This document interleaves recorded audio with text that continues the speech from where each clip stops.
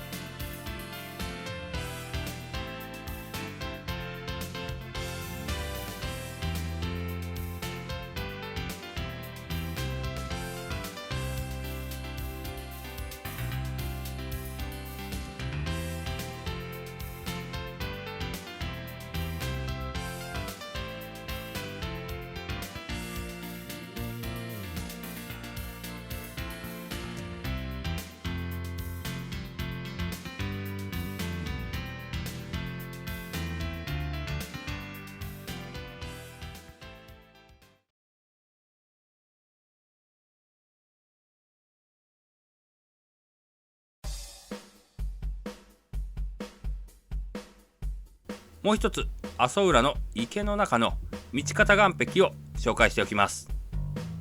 ここ数年、秋になるとマイワシが大量に釣れるのがこの場所。